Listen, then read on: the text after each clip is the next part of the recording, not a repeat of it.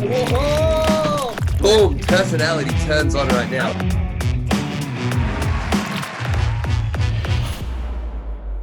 All right. Well, everybody, welcome to today's show. This is Ketchup and Domtomato. This week's episode is Seth Ruji. Is Ruji really the full name? I've got it written down here. This is my best attempt. Ruji Rivera Pino. Close. Ruji Ravi. And for like full difficulty points, what's your name backwards then? Like it's Oina Bayer Iver. Whoa, you have that ready to go. Most guests have had to think about it.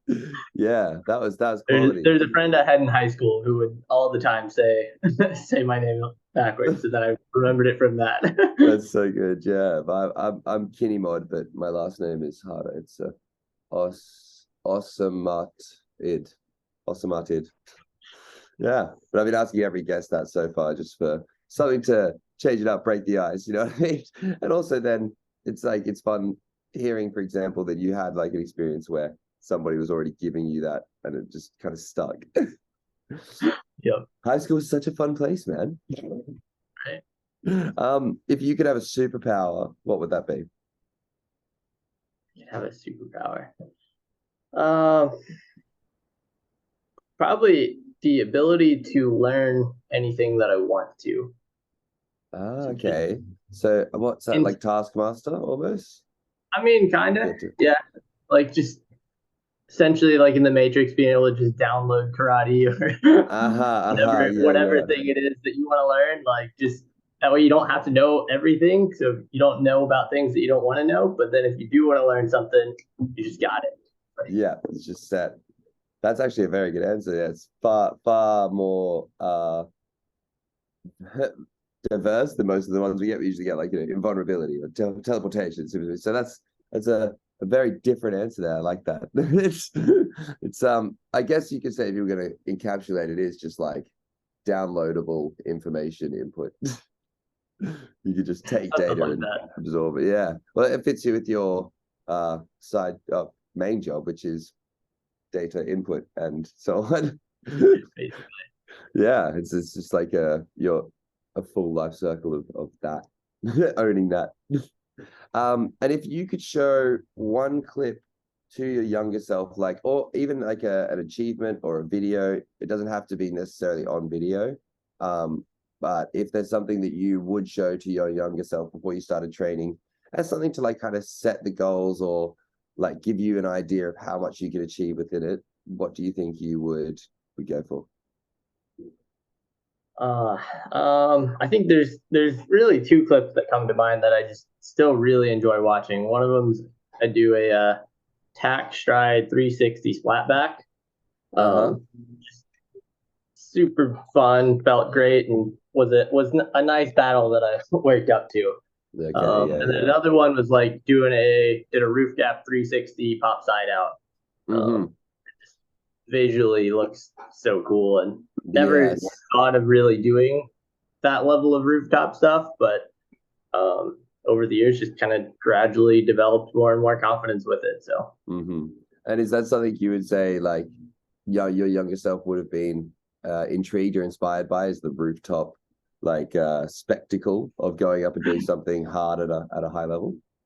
Oh yeah, definitely. I mean, I started parkour in about 2011, so seeing all of the OG vids, especially of around England at the time with I don't know, Phil and Kai and Storm and all of that, and being in rural America and not having any none of the same access to spots. Yeah, it's crazy, right? The difference in architecture between the countries and stuff really makes a difference as to how you train. Do you have like a hesitancy or a fear towards height? And it's like, was that something that was grinded down, or was that just like once you had the skills and you went up there, you're pretty comfortable? No, I mean, it's definitely a very gradual process for me. Like I've never been very much of one to just look at something and send it. So tend to be a lot more calculated. And oddly, one of the things that I've found with any kind of height training is I kind of have to cultivate that training and like solo sessions first. usually before doing it in like a group environment. Because in a group environment, I'm usually more worried of like just getting too hyped up or being too in the moment and not correctly processing things like and getting excitable, letting myself like actually work through it. Because then that's really where risk kind of comes in, is if you try something that you haven't fully worked. Absolutely. Do you do a lot of solo sessions in general, or is that more just when you're focused on No, that's most of the time. Like my first, I think 5 years of training was like 95% solo training, and then once I moved here, started doing a little bit more. Once we opened the gym, had some other people that I was training with, but I'd still say more than half my sessions are solo sessions. So crazy, yeah. That's quite a lot. I think that's more than a lot of the athletes we've spoken to. Everyone seems to kind of have like a group of friends or a team or like a gym that they train at, which has lots of people kind of moving around. Did you find that then it was more of a case of watching videos to get inspiration, or where did the kind of like eyes and ideas come from? Because you're quite creative and quite like broad spectrum like that. Yeah, I mean, it really did come kind of two primary methods: videos, watch tons and tons and tons of video. Like, what were the main ones that were the stood out from memory? Like you said, UK ones. Yeah, I mean, a lot of the UK stuff. Goof. Let's see. Crap. Frang stuff. I don't know. Kind of some of everything. Really, just tried to stay as into the culture as I could. I think on YouTube, I'm subscribed to, I don't know, probably upwards of like 1,000 channels, because every time I found anybody new that uploaded, whether it was a sampler or some kind of thing, like basically anything parkour related, hit that subscribe button for like years and years. So that was kind of one method. That was kind of pre-Instagram and TikTok days. Then the other was just like starting to travel to jams. So I'd go couple big jams like Beast Coast, Hubbable, like try and do those, like a few big jams a few times a year. And that in itself kind of helped me to build my network of people that I like enjoyed training with, and kind of was able to remotely challenge each other and kind of have that level of fury and rivalry without even being around those people. So then it was always kind of like, that was another big part of it, is like trying to train up for those next events that I was going to be able to show off more. So yeah, for sure. I mean, there is always an aspect. I think a lot of tracers or like free runners don't really want to be seen as someone who wants to show off or someone who wants to kind of perform. But I think there is a little bit of in a lot of us that do enjoy like somewhat of being in the midst of all of our friends and peers who we respect, and then like having a bit of bravado and really like pushing that level. It's quite natural. I think like it comes from a very performative sense of mind. Do you feel comfortable like in a big crowd like that and doing those sorts of things? I do. I kind of agree. To me, a big part of it is like all of the time that I'm training back home and just working through things, like that is preparation for competition or jams. And I don't know, as I've gotten in those environments and become more confident with what I can do, like, don't get me wrong, when I first started going to jams and didn't feel confident in my skills, like you get that feeling of like, oh man, everybody's so good, like it's so overwhelmed by just the level of intent, like the level of the sport that I'm witnessing. I'm like, whoa. That's a crazy eye opener. Was that like early on in the scene for you, like when you first started coming to jams? The first jam I think I went to was 2013. Went to Beast Coast, which that one had, I think, around 150, 200 participants. So was one of the biggest ones in the States at the time. And then years and years, like year after year, Mark tour up there with his megaphone. Oh yeah. Which year did you come? You came 16, I think it was. Maybe 17. Yep. Oh, actually, it might have been even later. I don't know. It's all like 16 to 19 is just a big blur of parkour events. Like, I want to say it was 16 or 17. I feel like it was somewhere in there. Yeah, I was with Joe. So, yep. so if you're looking back at this year, how do you think your 22 was, like training and also just like your general year as a whole? How does it treat you? Training wise and like as an athlete, this has been one of the best out of the past like 3-4 years, I'd say. That's great.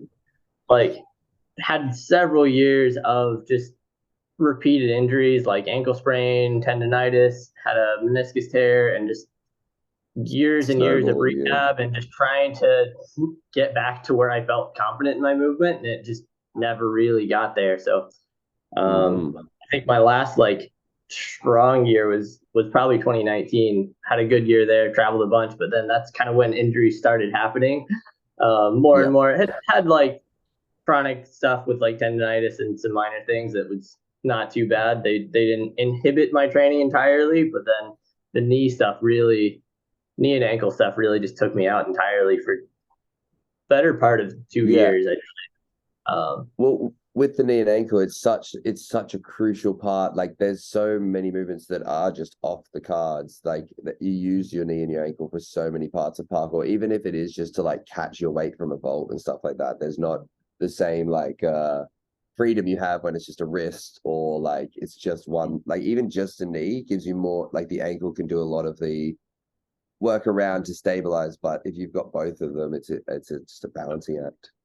Oh yeah, and that was kind of the problem is I'd let one or the other recover and then just compensate on something, and that caused me to get re-injured or something else. So would just pop up. So was definitely there one injury that stands out as like the one, or was it all that kind of compounding that really made the mostly the knee. The meniscus tear was pretty severe, made it so I couldn't really like do any kind of like step up type motion. Even going up steps, like that was painful for a good period. Like that's not fun. Ended up did about I think 6 months of PT.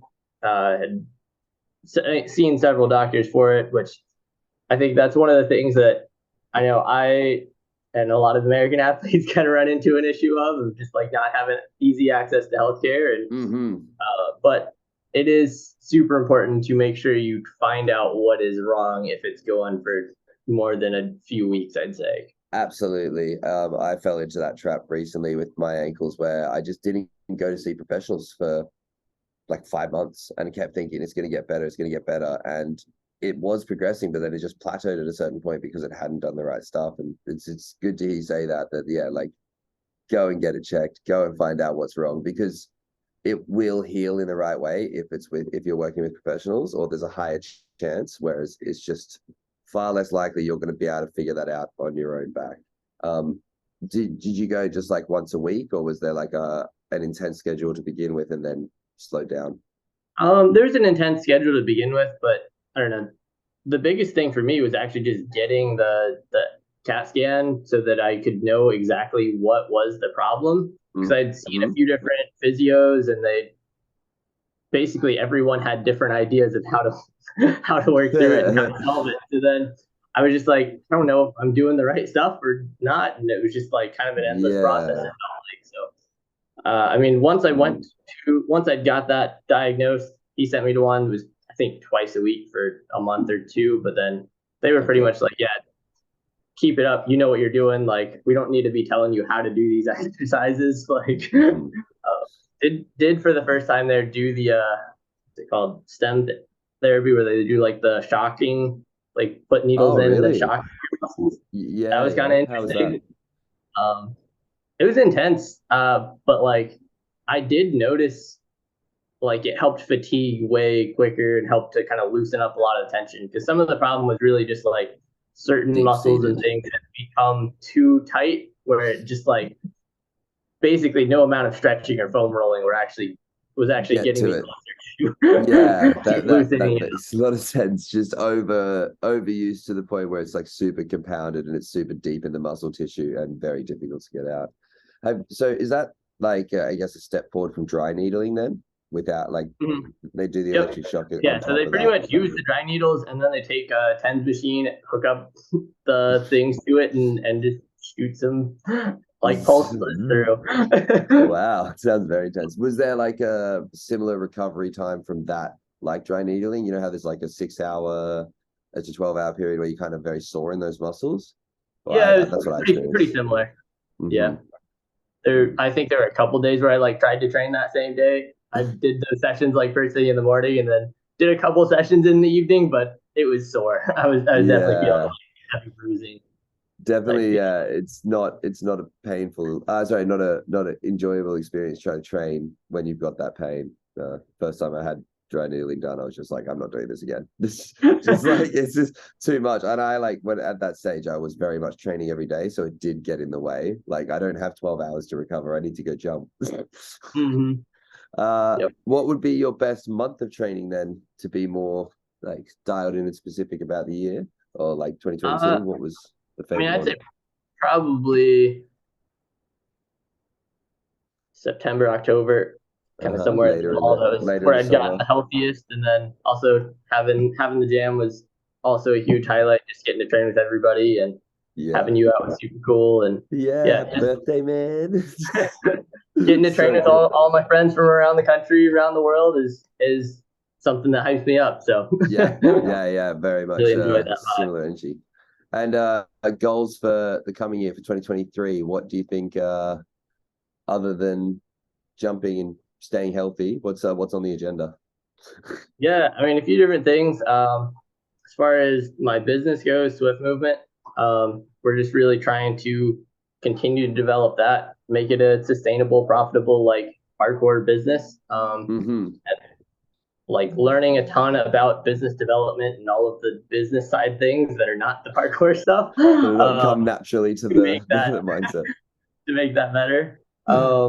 As an athlete, not too focused on that, but I am trying to put together a like sampler video because I haven't done one of those in a long time. So, Okay. as you mentioned, I turned 30 this past October, so feel like putting together a video, kind of showing a little bit of my journey and some highlight clips is, and a little bit of narrative with that. Haven't quite worked out what that's going to look like, but Cool. want to put out a video because I haven't put one out in a few years, basically. Mm-hmm. And I think that's a nice angle to come from is that it is like a somewhat of a showcase of like your experience with parkour and your history of parkour, then showing the level cap at the top there that you've achieved recently. Because a lot of videos we see are very much focused on like the movement at the moment that it's being shot, and that narrative piece I think can really be like accessible more so for the mainstream audience, but then also like relatable for younger athletes who may be going through those journeys themselves. Yeah, that's one of the things I see all the time, kind of through being at the gym is like I'll have all these kids who've been doing parkour for less than a year, less than a couple years, and I come in and I'm just like easily running through the gym, striding on head height rails, and they're just like I could never, and just being able to show some of that progress because Yeah, people do see the top level of the sport and they're like I could never, like that's for impossible. sure. It's a very common thing when even I take out like friends to train with, they're just like, oh, it's like I'm just gonna sit here because what you're doing is crazy. Like there is actually stepping stones and ways to progress that. So seeing that would be super cool and somehow kind of figuring out how that looks in a production piece would also be really interesting. You've got the gym you were saying as well, Swift Movement. How long have you owned the gym? What's the backstory behind like creating there and like just a bit of insight for the audience into how that all kind of came about?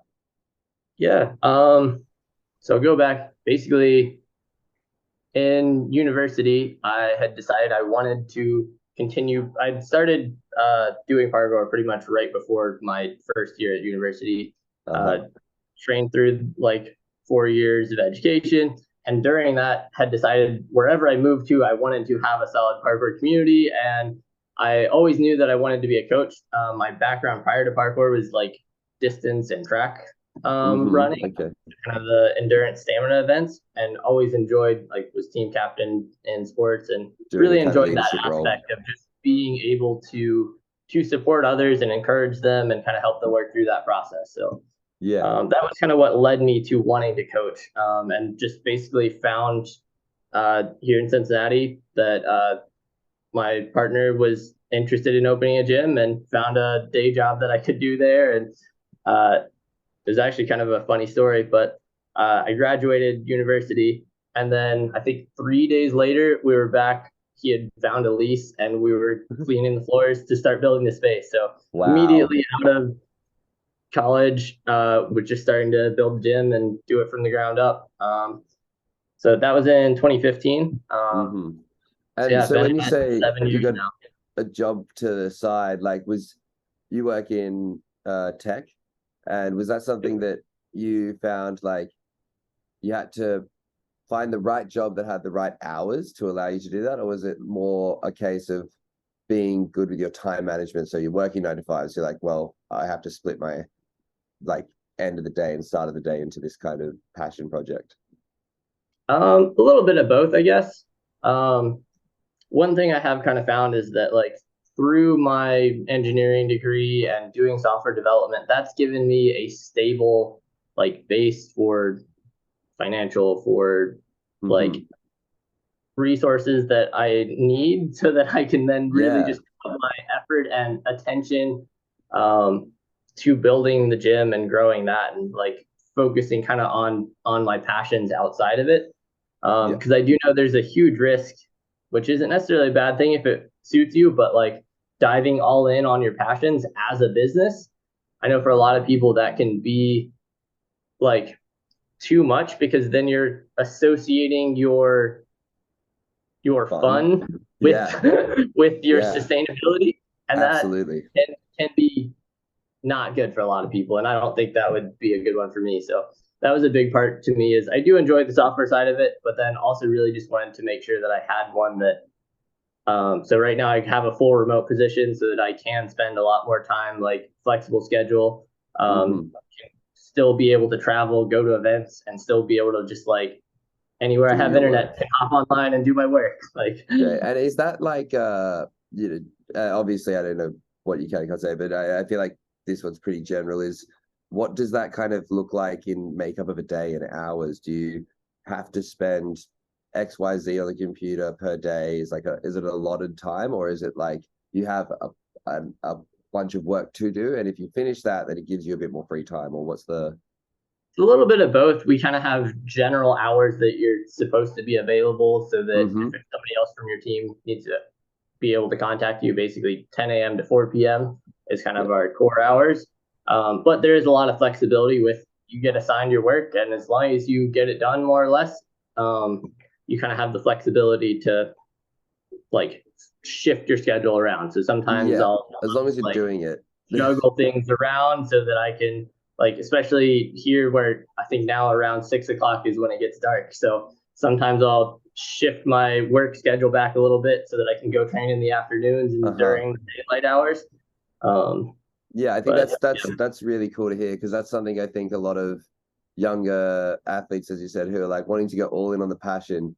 It's like good to hear that if you can find work in your field that you like doing, that it can be a really good base, and having something like with this remote work where you can just slightly nudge the hours. It's like you're not missing work, you're not doing anything wrong. You're just flexible enough to kind of activate your training and like get the most out of those days. And that's something that when people are building up to trying to make a gym, make an event, all these things, it's smart and strategic to have that direct source of income coming in and trying to fit that into what your landscape looks like. The example I have is working as a garbage man full time and then training in the afternoons. It's like that was just the best option to make things happen. But I think you're, like you said, you're being a little delusional if you're just going to expect your passion to just pay your bills from the get-go.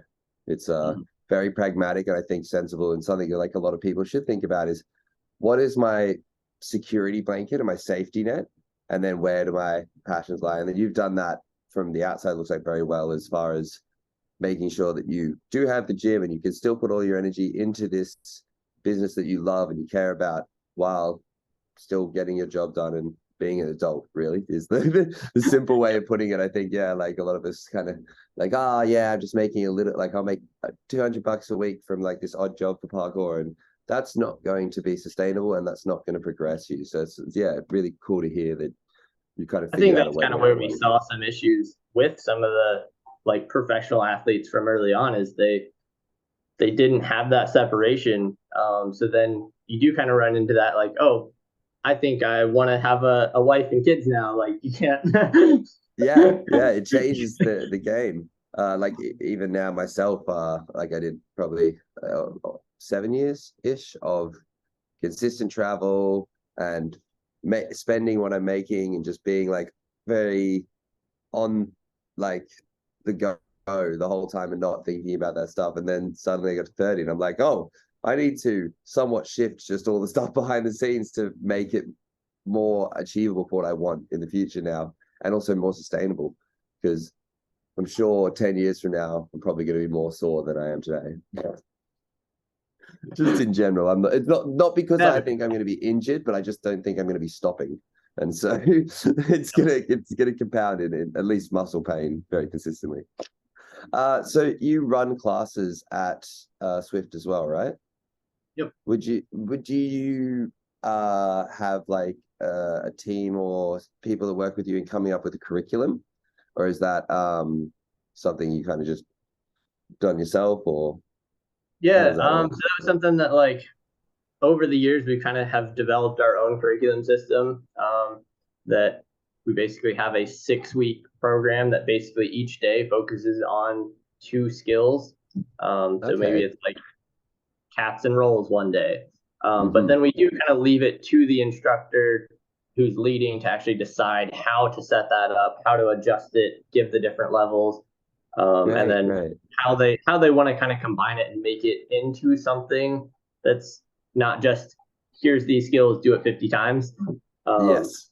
That's not what It's people come not to as learn engaging that way. Parkour. Yeah, I think that's cool. Even you saying that already puts in my mind, it's giving the idealisms and the creative tools of parkour back into the hands of the instructors while having guidelines, because that's one of the things that makes our sport so unique, is that one coach will go about it this way and he'll have a certain energy and style, and then another coach will do it a different way. And if you're trying to kind of create like an exact mold or replica, like they have in something like gymnastics or in something like ice skating, where like the coaches are very similar and are trying to achieve the same 6 elements or whatever, it loses that individuality and creativity that is so special for parkour. So I think that anyone that's looking to set up gyms or set up curriculum, that's like a really basic, easy structure to work with and work from.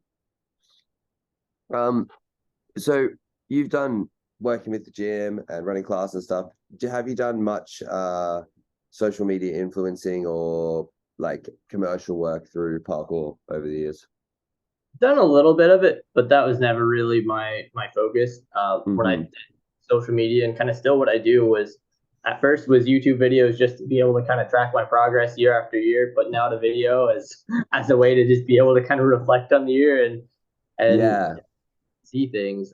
As I kind of switched over to, I'd say, modern social media, Instagram and TikTok, became more about like just kind of the consistent progress.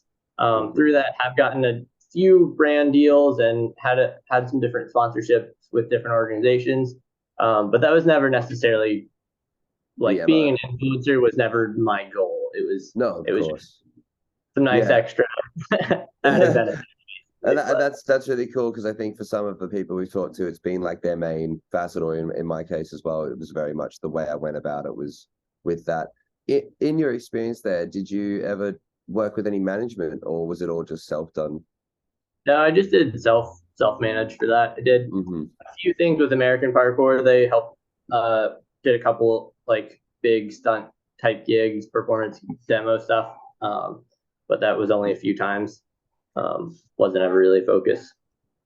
Yeah, I mean, like we do see that with like some corporations, they have someone in the system that has a role for management. I also personally prefer that to working with like any of the like individual managers that I have previously worked with. It was just a less personable experience, weirdly, when you're working with like a management firm or something like that. Whereas when you're working with companies who have someone in the group who's doing that management, I feel like it's a lot it's a lot nicer, and they you can feel the care that's coming from that side, as opposed to just like the want for expenditure or the want for income or something like that. Is there any good advice that you were given around like building a brand, building a gym, something that really stood out to you as something you kind of encompassed in that journey, be it with training or with building a gym and that sort of thing?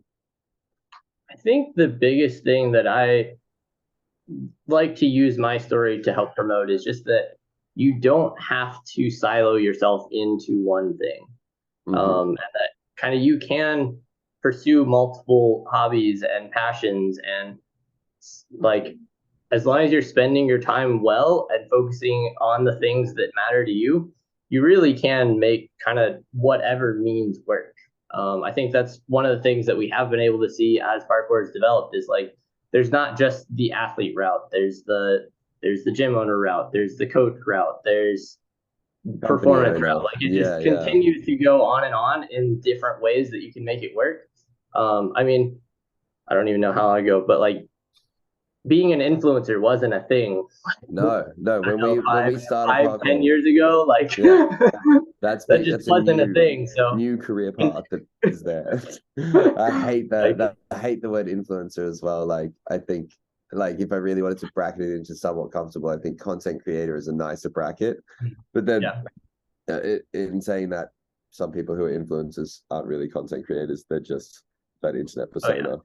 No, it's harder to split. There definitely are both, even within that. yeah. I mean, for me personally, it was actually never the goal, because as you said, when we started doing it, that didn't exist. There wasn't an influencer, and I kind of just fell into that with the social media game and thing. But it is a different landscape, and I think there's way more than just that route for people to make a living and enjoy like the sport in a lifestyle sense.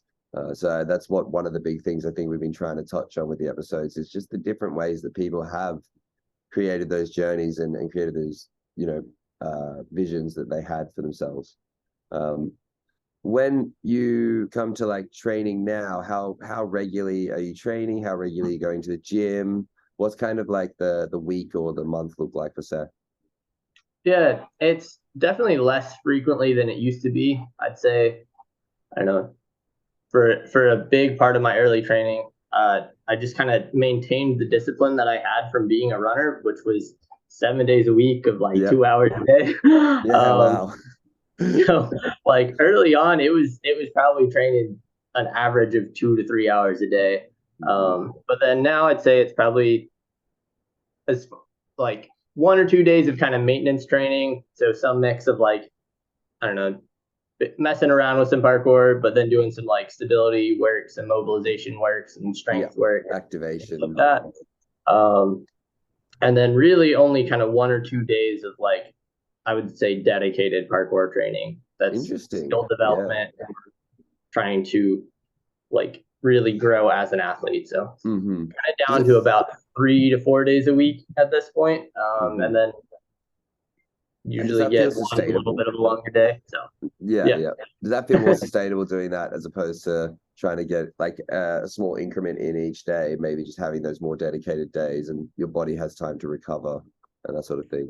I think as I've gotten older and as recovery times have gotten longer, that's somewhat been essential. But I do think a part of it is also just that my goals as an athlete and my goals through parkour are no longer as linked to my performance as an athlete. They're more linked to things like the gym or organizing competitions. The broader picture, broader picture stuff, less like train super hard, go compete at an APC and try and do well. So gotcha. Yeah.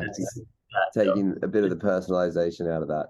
And it's like community values. I mean, as I'm sure you agree, one of the greatest things we have in the sport is the community, like the people involved, and like the inclusiveness, the friendliness, the like-mindedness is really rare. And I think as you get older, you want to cultivate that. You really want to like be a part of that growth and that special thing, because there is thousands of us now who can do insane shit, but that doesn't make the sport necessarily what it is. There's all these other factors like the communities and the learning and the sharing of knowledge that is so crucial. I think that's a really great place to leave for today. Yeah. Thank you so much, Seth, for coming in and doing the show. Where can people find you on social media, and also like where can they find about Cine Jam and upcoming events? Yeah, no, thanks for having me on. It was a pleasure getting to catch up and talk through things, and had a great list of questions for me. So, you can find me personally on mostly Instagram is where I am active, but at Seth Jumps.